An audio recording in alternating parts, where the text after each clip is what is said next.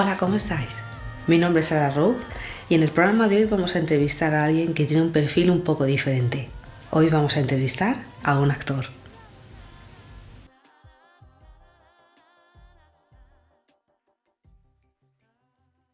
Normalmente cuando la gente sabe que eres actor, ¿tú crees que se sienten más atraídos por ti? ¿Crees que ayuda a ligar, por ejemplo?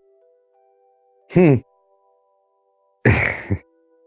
Si me limito a los últimos meses, te diría que no. Así que, algún momento yo sentí que digamos, indudablemente algunas personas que por ahí tienen vidas más normales, lo que uno hace le genera sobre todo curiosidad, creo, no lo pueden creer, ¿no? O te preguntan, yo, sobre todo cuando voy a Argentina, que en mi familia hay nadie que se dedique a este rubro, realmente me miran y me preguntan las cosas como más o menos como si se las preguntaran a ET el extraterrestre, ¿no? ¿Cómo haces? O sea, hay una curiosidad y una especie de fascinación por esta decisión de vivir de la manera que hace un rato decíamos, ¿no? Sin saber. Eh, Respecto al ligoteo, yo creo que precisamente hay mujeres, intuyo, digamos que no están en el rubro artístico, que de entrada les puede resultar atractivo para una noche o dos, pero para nada para un proyecto vital, porque precisamente no ofrecemos ninguna garantía. Y además, y luego están los mitos típicos de, uy, si es actor y se va a besar con otras actrices y todas estas fantasías extrañas, que las entiendo y en realidad están fundadas. Yo, de hecho, estuve en pareja con compañeras de trabajo, o sea que no. Pero también creo que pasa en un banco, ¿no? O en una empresa o en cualquier lugar donde se comparte donde hay humanos de distinto sexo o incluso del mismo y se comparte el día a día, puede ocurrir. Puede ser para ligar una noche, para planes así más estables, no somos los actores o los artistas alguien apetecible para el común de la media. Imagínate que alguien nos está viendo y piensa, siempre ha tenido dentro de sí esa ilusión de ser actor. ¿Tú crees que hay una edad para empezar? ¿Y crees que si eres tímido no puedes ser actor? Yo creo que no hay una edad para empezar. Puede ser cualquiera. Está lleno de historias, además de actores o artistas. Bueno, me gusta más de hablar. Yo me defino más como artista, más que como actor. Porque, bueno, y está lleno también la historia de actores que van pasando, ¿no? O van, digamos, abriendo otros caminos, ¿no? O otras partes, siempre relacionado al mundo del arte, obviamente, pero por ahí, o dirigir o escribir. Yo, precisamente, llevo 3 años ya más enfocado en escribir y dirigir que en actuar. Si uno quiere profesionalizarse y vivir de esto, ya no sé, pero bueno, eso creo que es difícil en cualquier edad. No lo limito a, como dijimos antes, esta profesión a nivel profesional y ganarse la vida con esto es difícil en cualquier edad y en cualquier momento. Ahora, para dedicarse y empezar a explorar esta carrera, no creo que haya edad, realmente. Realmente están apareciendo con se requieren de muchos actores y de muchos perfiles, además, de distintas edades. eh, Está habiendo ahora una especie de auge de rodar mucha cosa de época, ¿no? Y las cosas de época necesitan caras muy específicas, ¿no? Incluso a veces mm, maltrechas, ¿no? Eh, Dañadas, ajadas, porque hace 200 o 300 años la gente no estaba tan pendiente de su estética, no había selfies. Entonces, no nos veía, incluso tal vez no habría ni espejos en algunos casos, con lo cual uno no se veía como estaba y estaba como estaba. ¿Tú cómo crees que es diferente la carrera de actor para las mujeres? ¿Crees que, por ejemplo, en el caso de las mujeres es súper importante a lo mejor su aspecto físico, su juventud? Y es un tema que está precisamente en debate, ¿no? Está muy vivo ese debate. Eh, a ver, tiene que ver con las historias que se quieren contar o que se están contando, ¿no? Yo creo que hay una revolución narrativa también y una revolución audiovisual, sin duda. Yo creo que todavía no somos capaces de cuantificar lo que significan estas plataformas como Netflix o Amazon o HBO que generan, o aquí en España, que realmente los últimos 2 años o tres hay una generación hay una producción impresionante de series, que aparte las series cada vez se parecen más al cine, o ya prácticamente no hay diferencias a la hora del plan de preproducción o de realización o de maquillaje, vestuario, no tiene nada, o sea, ya son grandes producciones, ¿no? Entonces, yo estoy viendo últimamente que hay como, es una impresión, ¿no? Pero que hay mucha mujer en el audiovisual, y mucha mujer de distintos tipos, no solamente el estereotipo de la chica guapa, sino mujeres mayores, mujeres, no sé, de diferentes, que no tan guapas. Yo creo que es un debate que está ahora y que está habiendo un cambio y la verdad que soy optimista en ese sentido. Y después particularmente a mí cuando las mujeres se operan las caras para mantenerse jóvenes y guapas, me produce un efecto contrario al que ellas quieren lograr. A mí, ¿eh? Esto es personal ya. Yo, por ejemplo, Nicole Kidman es una actriz que me gustó mucho siempre y últimamente ya que le quedó esta cara, ¿no? Como porque aparte, indudablemente, operarse la cara genera ya, casi que te congela un gesto, ¿no? Tú, digamos, como si el piano se redujera de 88 teclas, se redujera a 30 a nivel gestual, ¿no? Con los pómulos hinchados. Ya tu posibilidad de ofrecer otros colores y variantes se ve reducida en costa o con el beneficio de que te mantienes más joven o más guapa, cosa que también me atrevo a discutir. En el caso de Nicole Kidman, para mí ahora ya dejó de gustarme y todo. Y luego tenemos grandes actrices que envejecen como, no sé, Meryl Streep, ¿no? Yo qué sé, que envejecen con toda dignidad y no esconden lo que el tiempo le hace a su rostro, ¿no? Desconozco igual si se habrá hecho algún retoque, ¿eh? Pero si se lo hizo no se nota.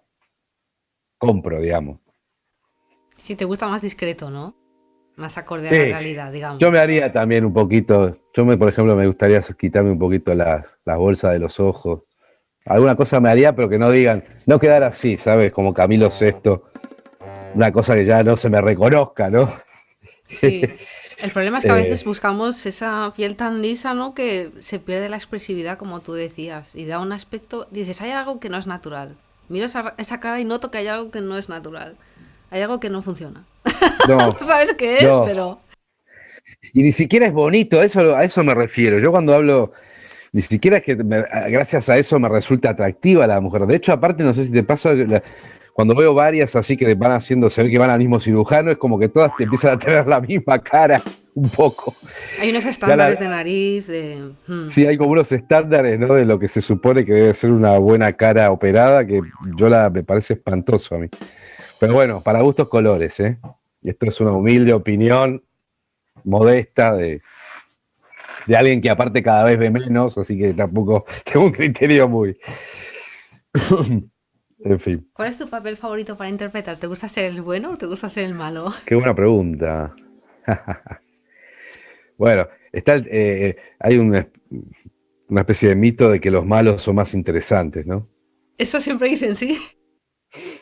Ahora está habiendo igual algunos cambios en la narrativa. Yo creo que cambio de siglo provocó un gran cambio en la narrativa audiovisual, porque se inaugura, te diría, que es la primera serie que para mí inaugura el boom de las series, para mí es Los Soprano, una serie de HBO que cuenta las historias de un mafioso que va al psicólogo, ¿no? A la psicóloga.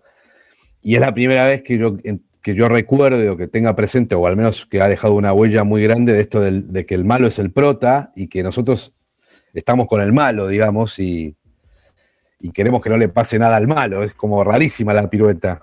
Y en parte de esto como que todo lo malo tiene algo bueno y todo lo bueno tiene algo malo. Bueno, es interesante eso. Hay menos blanco y negro ahora en la narrativa, ¿no? Hay más estas cosas de gente que tiene muchas caras, ¿no? Muchas facetas y eso está bueno. Yo la verdad que me tocó hacer tanto como de buenos como de malos, así que, y los dos los disfruto. La verdad que los dos los disfruto. Lo bueno de hacer de malo es que uno puede hacer cosas que igual en el día a día no haría. O sea, estamos obligados de alguna manera a ser buenos, ¿no? Nos educan para ser buenos, nos dicen que seamos buenos. Entonces cuando te contratan y te pagan para que hagas de malo, está genial, porque, bueno, puedes ser malo con total impunidad. Eh, y canalizar algunas emociones que uno tiene un poco oscuras, sacarlas a la luz, ¿no? Jugarlas. He hecho cosas raras, sí, he hecho cosas raras. Eh, Siempre digo cuando la gente dice, qué bueno, actor, qué bueno, ¿no? Rodar, qué bueno. Sí, pero yo me acuerdo, por ejemplo, rodé un corto con bastante pretensión cinematográfica en el Montseny, que es una montaña aquí en Cataluña. Estuve atado 10 horas a un árbol. Me secuestraban en el corto, ¿no? Me secuestraban a mí y a mi perro, que tenía un perro, o sea, había muchos desafíos ahí. Tenía que, primero, cagarme de frío. Dos, estar atado a un árbol. Tres, actuar con un perro de estos amaestrados, pero que, ¿sabes? No siempre no sale a la primera. Igual había que. Yo estaba atado con el árbol, con 1 grado bajo cero, y el perro, por favor, que me ladre ahora, porque si no, corten. ¡Ah! Y venía el que lo amaestraba y le daba una galletita. Vamos, vamos, ahora sí, vamos, vamos. ¡Ah! Bobby, que ladre, que ladre, que ladre. No ladra, corten, vamos otra vez la galletita. Ese tipo de cosa absurda, digamos, la podría citar como una de las cosas más raras. Actuar con un perro te diría que fue de lo más raro. Y luego, ese mismo rodaje, yo tenía que conducir mi coche, digamos, el perro estaba al lado, y el tema es que se rodaba, esto fue hace unos 10 años, se rodaba en fílmico todavía, no digital. Entonces tú tenías unos cuantos metros de cinta para rodar. Y nos quedaba, suponte, medio rollo, o sea, nos quedaba para rodar esa escena y el perro tenía que ladrar. Le decía una frase de Aristóteles y cuando yo terminaba la frase, el perro tenía que hacer wow, wow. Y nos quedaba. Entonces era yo conduciendo, en pendiente, el perro al lado, las cámaras ahí con.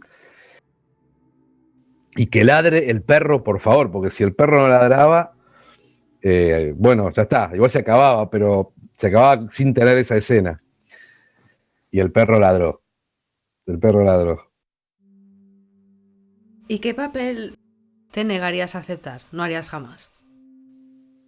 Realmente, ahora yo entiendo que hay historias que se tienen que contar, o que, bueno, y entiendo que hay gente que le mueven, digamos, contar diferentes historias, pero yo estoy un poco, los últimos años, en una línea eh, un poco de Alejandro Jodorowsky. Él decía que el arte que no sana no es arte, ¿no? Entonces, a veces hay muchas cosas medio morbosas o violentas, o que a mi gusto ligadas a un fin de entretenimiento, que la verdad que ya no me interesan. Eh, Tendría que ser una cifra muy convincente, porque también soy como Groucho Marx, ¿eh? Yo tengo estos principios, pero si no te gustan, también tengo estos otros.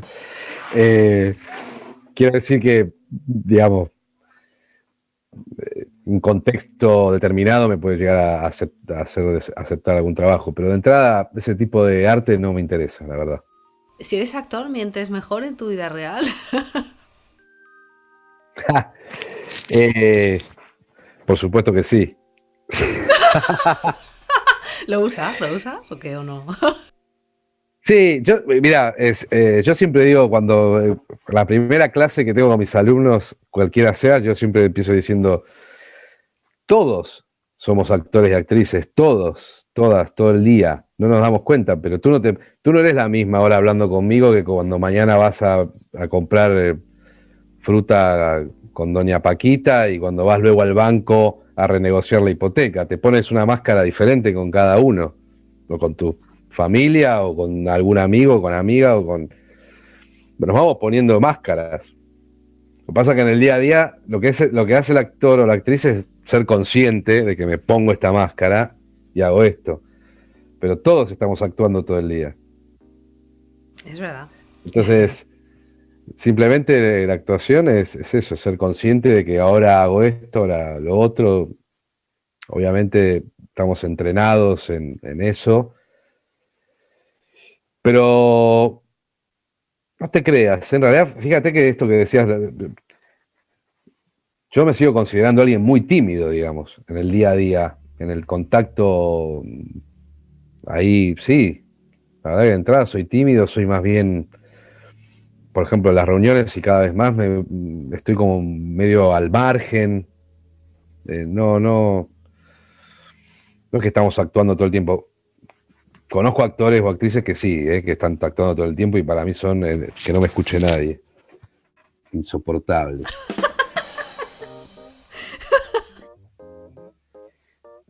La verdad que yo, mira, yo tengo varias profesiones en mi pasado. Yo fui periodista, estuve en el mundo del rock un tiempo, luego también estuve en el mundo del clown unos cuantos años, ahora actor.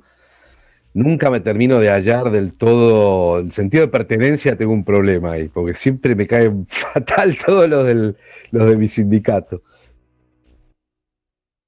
Esta es una profesión que siempre está en crisis.